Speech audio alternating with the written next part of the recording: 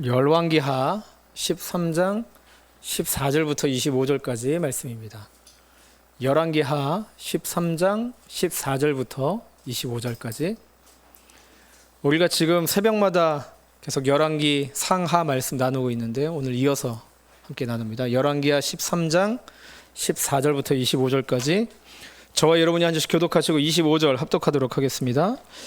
엘리사가 죽을 병이 들매 이스라엘의 왕 요아스가 그에게로 내려와 자기의 얼굴에 눈물을 흘리며 이르되 내 아버지여 내 아버지여 이스라엘의 병거와 마병이여 하매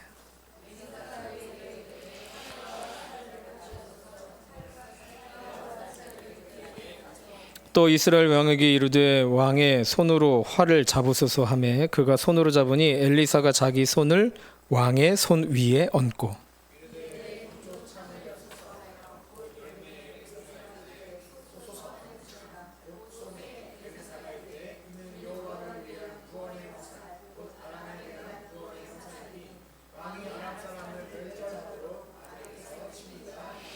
또 이르되 화살들을 집으소서 곧 집음에 엘리사가 또 이스라엘 왕에게 이르되 땅을 치소서 하는지라 이에 3번 치고 그친지라.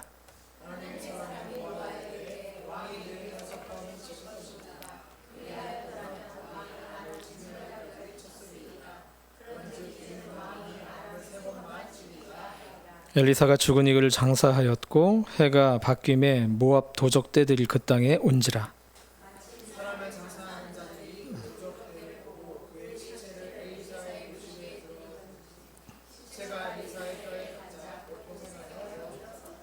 여호아스 왕의 시대에 아람 왕 하사엘이 항상 이스라엘을 학대하였으나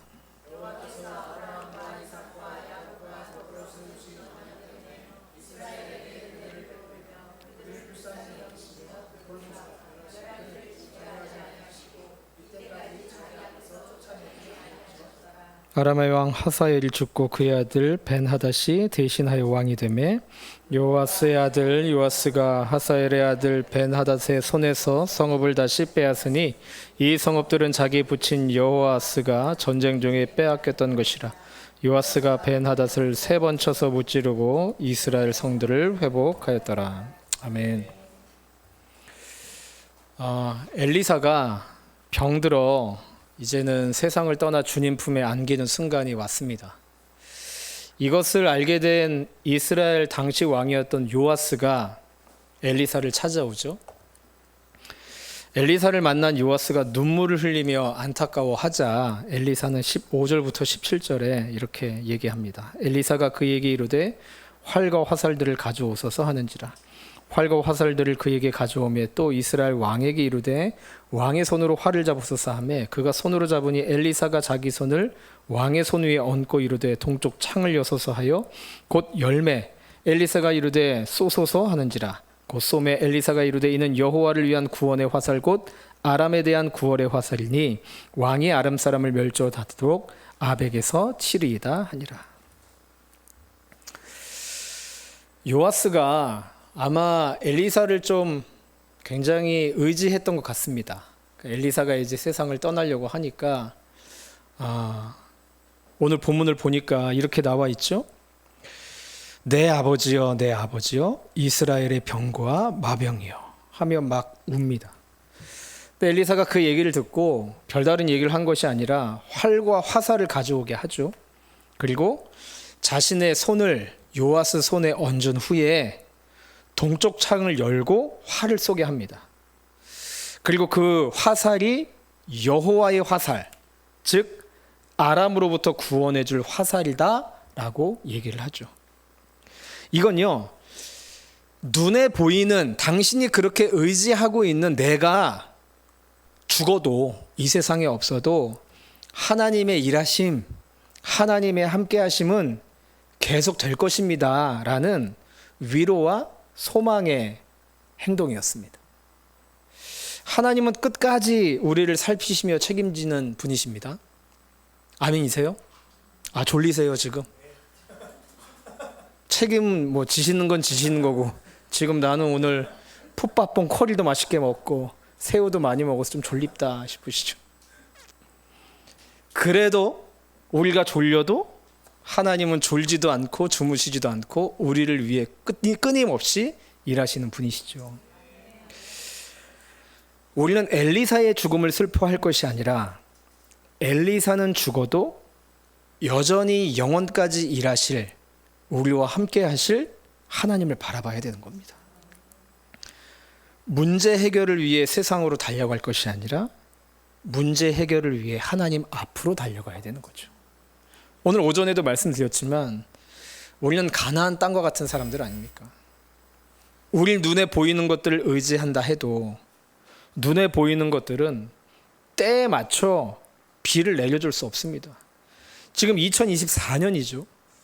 막 AI가 발달돼서 이제는 핸드폰으로 한국말 얘기하면은 영어로, 뭐 프랑스어로, 아프리카어로, 베트남어로 다 번역해줘요.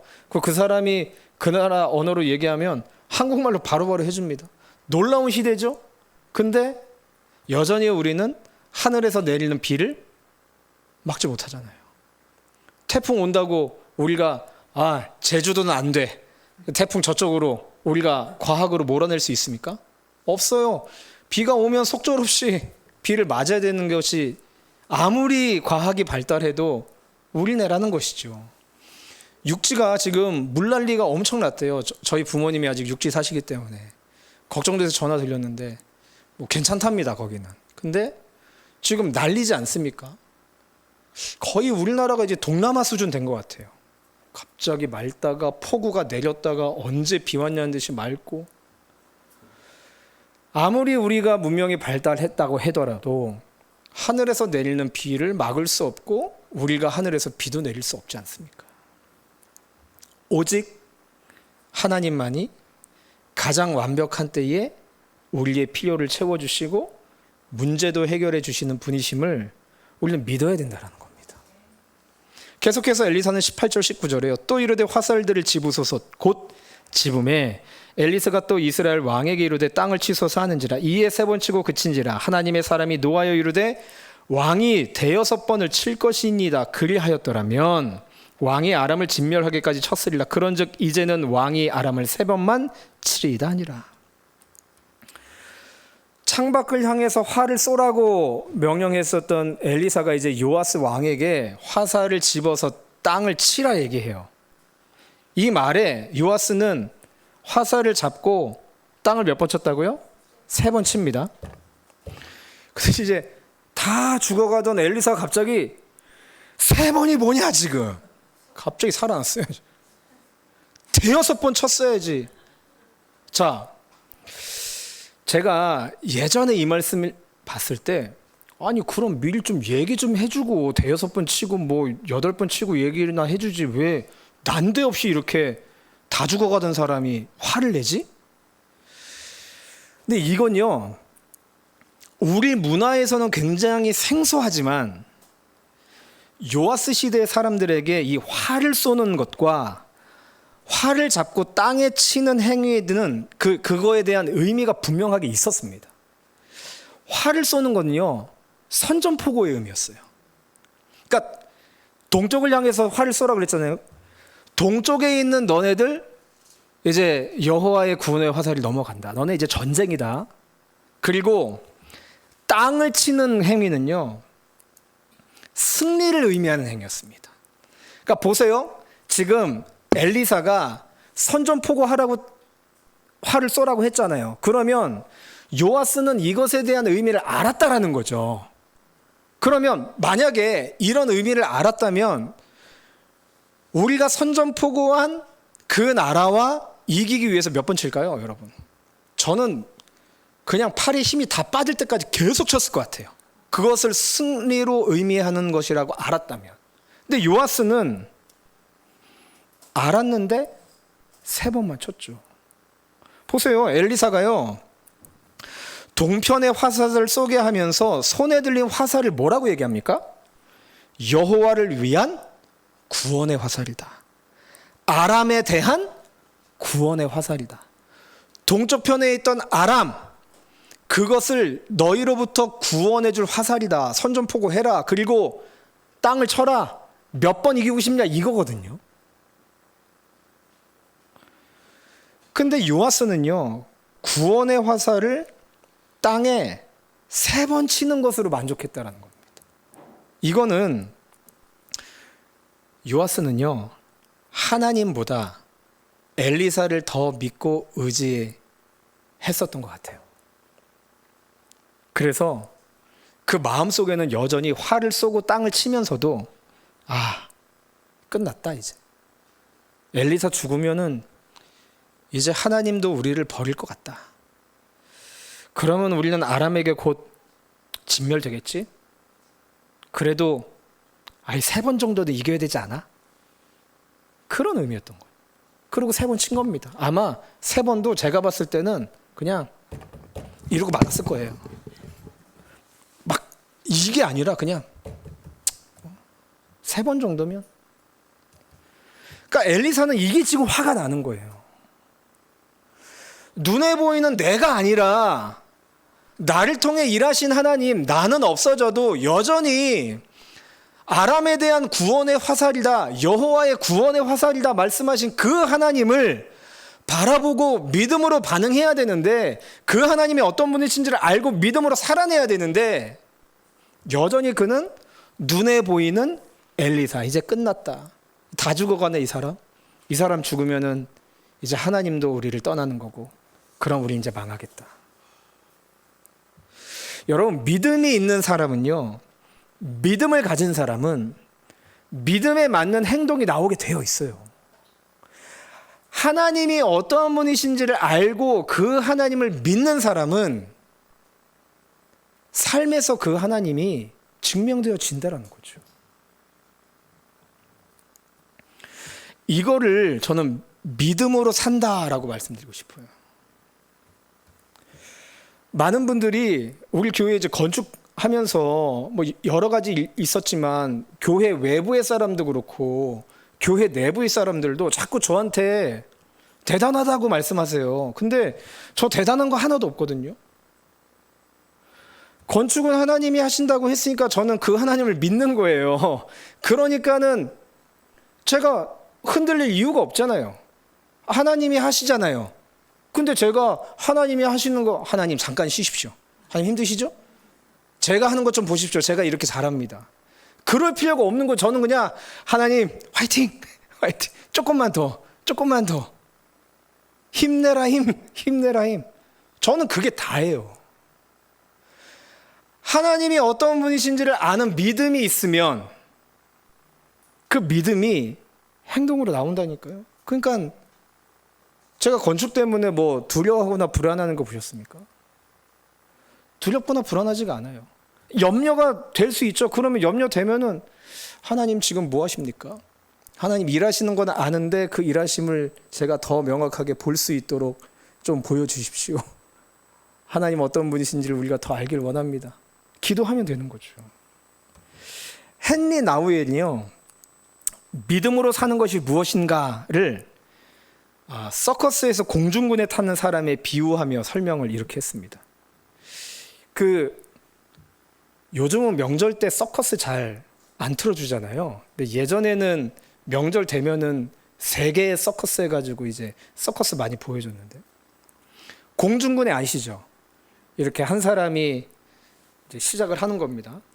그 반대편에 이제 왔다 갔다 한 사람이 있고, 여기서 이제 타고 가는 겁니다. 이제 왔다 갔다. 밑에 이제 그물 없으면 더 막 긴장이 되고,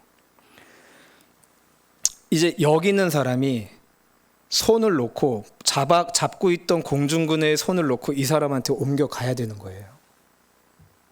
그러면 반대편 사람에 대한 믿음이 있어야 내가 지금 잡고 있는 공중군의 손을 놓고 그 사람한테 갈 거 아닙니까? 믿음이 없으면 손 못 놔요.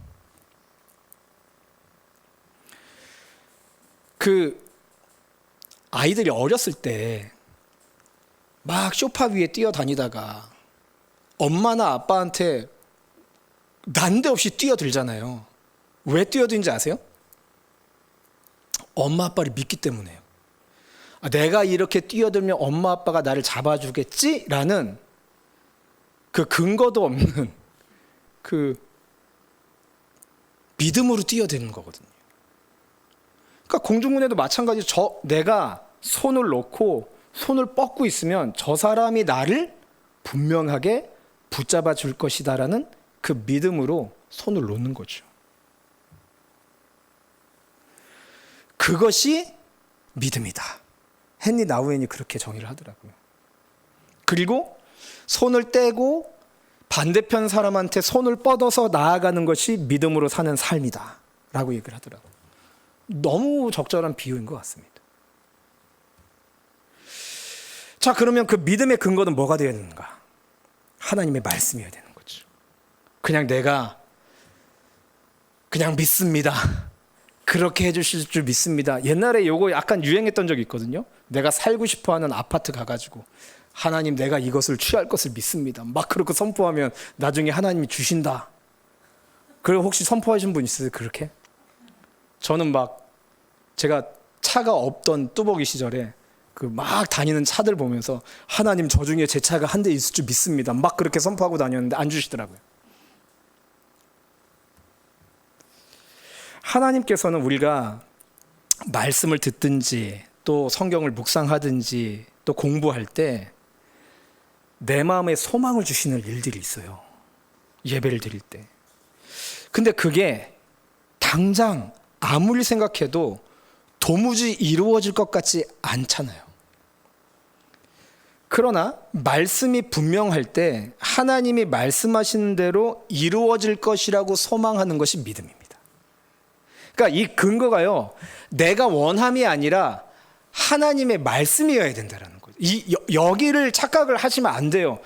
내가 원함을 자꾸 하나님도 원하심이라고 착각하면 상처받기 쉽습니다. 근데 하나님의 말씀에 근거하여 하나님께서 나에게 소망을 주신 일이라면 당장은 내 눈앞에 보이지 않고 그게 불가능해 보인다고 하더라도 그것이 하나님께서 주신 소망이라면 그것을 믿고 우리는 계속해서 간구하며 나아가는 거죠.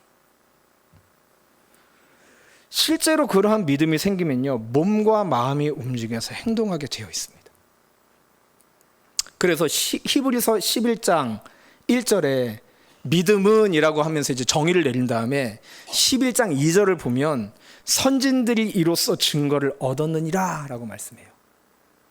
여기서 선진들이 이로써의 이 이로써를 새번역 성경으로 보니까 믿음으로 살았기 때문에 라고 되어 있습니다. 그러니까 선진들이 믿음으로 살았기 때문에 증거를 얻었다라는 말씀이죠. 믿음으로 사는 사람은 증거를 얻게 되어 있습니다. 여기서 증거는요, 자기들이 갖고 있는 그 믿음이 실제라는 것이 증명되었다라는 거예요. 실제로 믿는다면 믿음으로 살게 돼 있다라는 거죠. 우리가 하나님을 믿는다면 그 하나님을 믿는 만큼 살게 되어 있다라는 겁니다. 이렇게 믿음으로 산 사람들에 대해서 쫙 나옵니다. 히브리서 11장 3절부터 쫙 나와요. 첫 번째, 믿음으로 산 아브라함이 있죠. 하나님이 아브라함을 찾아오셔서 내가 너에게 지시할 땅으로 가라 말씀하세요. 근데 아브라함은 어디로 갈지 몰랐죠. 왜냐하면 하나님이 목적지 알려주고 가라고 하시지 않았거든요. 너 해안동으로 가라. 그게 아니라 일단 가라. 일단 떠나라. 그러면 알려줄게. 아브라함은요, 그 말씀을 들었을 때 100% 확실한 믿음을 가진 건 아니에요. 당시 아브라함은요, 이름도 아브라함이 아니라 아브람이었어요. 초신자였습니다. 초신자. 처음에 하나님을 알게 된 사람이 어떻게 확실한 믿음을 가질 수 있었겠어요. 그런데 꼭 100% 확신이 생기고 의심이 전혀 없어서 움직이는 것은 아닙니다. 믿음도 한편에 있고 의심도 한편으로 있었지만 그래도 겨자씨만한 믿음이 있으면 산까지도 움직인다고 하시지 않았습니까? 그러니까 아브라함도 그 하나님의 말씀을 믿고 겨자씨만한 믿음으로 살던 땅을 떠난 것이죠. 그래서 성경은요, 갈 바를 알지 못하고 갔다라고 돼 있어요. 실제로 어디로 가야 할지 모르지만 떠납니다. 여러분, 이것이 믿음으로 사는 삶이라는 거죠. 지금도 갈 바를 알지 못하는 것처럼 어떻게 해야 될지 모르겠고 하나님에 대한 믿음이 100%는 아니지만 주님께서 나를 인도하신다는 것을 믿고 무엇인가를 시작한다면 이것은 믿음으로 산다라고 할 수 있는 거죠. 오늘 오전 말씀을 통해서 내 삶의 지금 위기의 순간인데 내가 이때 내가 할 수 있는 모든 옵션들을 대비하고 준비하기 이전에 먼저 하나님을 앙망하자라는 그 소망의 마음, 또 그 말씀을 통해 하나님께서 여러분에게 그러한 결단을 주셨다면 반응하는 거죠. 그래, 내가 생각해보니까 하나님만 안 찾았네. 그럼 하나님께 내가 기도해야 되겠다. 하나님 나에게 어떠한 말씀하시는지 내가 말씀을 봐야 되겠다. 이렇게 반응하며 사는 것도 믿음으로 사는 겁니다. 믿음으로 산 노아가 있죠. 하나님이 노아에게 곧 엄청난 비가 내려서 세상을 심판하게 할 거야. 그것을 대비해서 너는 배를 만들라 말씀하세요. 노아가요, 이때까지 배를 본 적이 단 한 번도 없었습니다. 그리고 도저히 배를 만들 수 있는 상황도 아니었죠. 하지만 그는 바랄 수 없는 것을 바라고 볼 수 없는 것을 보면서 배를 만들기 시작합니다. 중간에 얼마나 많은 의심과 회의가 있었겠어요. 배를 만들고 있는데 해는 짱짱한 겁니다. 이게 조금 계속 우중충하고 흐리고 그러면은 이 배 만들 맛도 날 것 같아. 근데 배를 만들고 있는데 해가 짱짱해요. 그 사람들이 지나다니면서 뭐라 그러겠어요. 갑자기 직장 그만두고 저기서 막 배 만들고 있는 거예요. 뚝딱뚝딱뚝딱 하면서 혼자.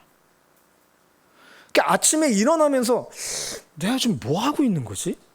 이게 맞나? 이게 맞나? 그런 의심이 아마 노아에게 계속 있었을 겁니다. 그래도 미리 바라고 본 대로 계속해서 전진해 나간 거죠. 아침에 회의는 들지만 의심은 들지만 다시금 연장을 들고 배를 만듭니다. 여러분, 이것이 믿음으로 사는 모습이라는 거죠. 지금도 하나님의 부르심을 받아 처음 하는 일이고 때로는 이렇게 하는 것이 정말 잘하는 것인지 의구심이 들 때도 있지만 그래도 또 일어나서 묵묵히 걸어간다면 여러분은 믿음으로 살고 계신 것입니다. 믿음으로 살아간 또 요셉이 있죠. 졸지에 애굽의 노예가 됐습니다. 자기가 무슨 잘못을 한 것도 아니에요. 살다 보면 애매하게 당하는 고난들이 있잖아요. 게다가 이상한 아줌마 때문에 강간 미수무로 몰려 옥에도 갇힙니다. 정말 너무 억울하지 않았겠어요? 원망도 됐을 겁니다. 내가 왜 이렇게 좀 잘생겨가지고 이상한 아줌마들이 자꾸 꼬일까? 막 원망 들고 하나님 나를 조금만 못나게 만들어주시지. 왜 이러한 고난이 찾아왔는지, 내가 언제까지 이러한 상황을 견뎌야 되는지 몰라요. 그런데도 이것이 끝이 아니고 더 나은 날이 온다라는 것, 가장 좋은 것은 아직 오지 않았다는 것, 하나님은 이런 최악의 상황마저 선한 결과로 바꾸실 것이라는 그 믿음으로 견디며 기대합니다. 여러분, 이게 믿음으로 사는 겁니다. 지금도 고난이 끝없이 계속되는 분들이 계세요. 때로는요, 가끔 이제 그런 분들 얘기 들으면 내가 저분을 위해서 더 기도하지 않아서 그런가? 싶을 정도로 그 어려움의 어려움이 계속 이어지시는 분들이 계십니다. 언제까지 이렇게 어려움을 겪어야 되는지 모르지만 그래도 하나님이 계시고 이것마저 합력하여 선을 이루신다라는 그 소망으로 견디고 또 살아내는 것, 그것이 믿음으로 사는 겁니다. 하나님이 살아계신지 않는다라는 그 믿음으로는 이렇게 살기가 쉽지가 않죠. 지금도 하나님이 시퍼렇게 살아서 나와 함께 하시고 모든 일들을 선용하시어 결론을 최상으로 만들고야 마신다라는 그 믿음으로 버티고 견딘다면 그 또한 여러분은 믿음으로 살고 계신 겁니다. 믿음으로 산 모세도 있죠. 애굽의 왕궁에서 아주 편안하게 잘 살았습니다. 그런데 어느 날부터 고민이 드는 거예요. 이렇게 편안하고 계속해서 안락한 삶을 나만 누리며 사는 것이 맞는가? 내 백성은 나라도 없이 종노릇하며 저렇게 고생하는데 하나님이 그의 내면에 고민을 주신 것이죠. 고민하던 모세는 고생하더라도 위험하더라도 내가 이렇게 살지 않으리라 다짐합니다. 이것을 어떤 사람은 안전지대를 벗어나 믿음의 지대로 나아갔다라고 표현을 하더라고요. 이것이 바로 믿음으로 사는 사람의 모습인 겁니다. 지금도 내가 지금 이대로만 살면 편안하고 별 문제 없지만 이보다 더 나은 삶이 무엇인가 고민하는 이들이 있죠. 제가 신학하기 전에 딱 이 모습이었습니다. 뭐 직장도 괜찮고 진급도 승진도 괜찮고 그래 뭐 월요일부터 금요일까지는 나름 세상에서 인정받으면서 살면 되고 주말에는 그래도 믿음 좋은 청년으로 살아나다 보면 믿음 좋은 아가씨를 만나서 결혼하고 애도 낳고 그리고 계속해서 더 넓은 집, 더 좋은 차 뭐 이런 것들 추구하면서 살아가면서 적당히 그렇게 살지 뭐. 근데 그 목사님 저 담당도 아니었는데 그 목사님 가끔 연락 와서 미안하다 문 목사 내가 그때 괜히 말해가지고 이런 얘기 하시는데 경원가 나는 너가 그렇게 사는 게 참 아깝다. 이 얘기가 저한테 확 다가오면서 아깝지 않은 삶이 무엇일까? 라는 고민이 저에게 훅 다가왔잖아요. 그 제가 지금 제주까지 와서 이러고 있잖아요. 그 중간이 제가 얘기한 적 있죠? 저 그 신학교 시절에 거의 우울증 직전까지 간 거. 예? 나이 30 넘어서 제가 또 막 활발한 성격 못 되잖아요. 친구도 없고 수업 마치고 집에 와서 밥 먹고 설거지 한 다음에 다시 학교 수업 받고 다시 오면은 청소하고 빨래 돌리고 내가 직장 다녔을 때 이러고 안 살았는데 내가 지금 뭐 하고 있는 거지? 혼자 밥 먹으면서 갑자기 막 눈물이 터져 나오고 내가 지금 여기서 내가 직장 다니고 살았으면 나 결혼했을 것 같은데 지금 내가 아직도 이러고 살지. 힘들어도 고생해도 때로는 위험할 수 있어도 하나님이 더 기뻐하시는 삶과 모습으로 도전하는 거죠. 다른 사람을 돕는 삶, 수입은 적어도 더 여러 사람을 살리고 세우는 삶으로 가는 것이 믿음으로 사는 삶입니다. 이런 선진들의 예들이요 히브리서 11장에 계속해서 나와요. 핵심은 이들은 믿음이 있는 것만이 아니라 믿음으로 삶으로 그들의 믿음이 실제였다라는 것을 보여줬다라는 거죠. 진정한 믿음은요, 그 자리에 그 사람을 그냥 내버려두지 않습니다. 실제 믿음은 움직이게 하고 행동하게 하고 변화를 일으킨다라는 거죠. 사랑하는 여러분, 제가 하나 여쭙겠습니다. 여러분의 믿음은 실제입니까? 여러분이 믿고 있는 하나님은 살아 계십니까? 여러분은 믿음으로 살아가고 계십니까? 여러분의 삶을 통해 지금도 살아 역사하시는 하나님이 드러나고 있습니까? 오늘 본문의 요아스 보십시오. 그가 믿음으로 살아내는 사람이었다면 3번만 쳤겠습니까? 30번, 300번, 3000번 쳤지 않았겠습니까? 근데 우리는 요아스처럼 3번만 치는 삶을 살아가고 있지 않습니까? 하나님, 내 삶에 그래도 뭐 3번 정도면 괜찮습니다. 아니요. 3번이 아닙니다. 엘리사가 됐다, 이제 그만 쳐라. 괜찮아, 이제 그 정도면 됐어. 말릴 때까지 쳐야 되는 우리 믿음의 삶이 있어야 되지 않겠습니까? 우리가 믿고 있는 하나님이 어떤 분이십니까? 제가 그런 얘기 종종 하잖아요. 우리 안에 불안함과 두려움이 있다면 그만큼 그 자리에 하나님이 계시지 않는 거다. 우리가 하나님으로 충만하다면 그 충만한 그 자리에 불안과 두려움이 자리할 데가 없어요. 우리가 믿는 하나님을 더욱더 추구하시기 바랍니다. 어떠한 분이신지 더 알아가기 힘쓰시기 바랍니다. 그럴 때 우리는 믿음으로 살아낼 수 있을 것입니다. 이번 한 주 그렇게 믿는 믿음 플러스 살아내는 삶을 살아감으로 증명하고 증거하는 저와 여러분 되어지길 주님의 이름으로 축원드립니다.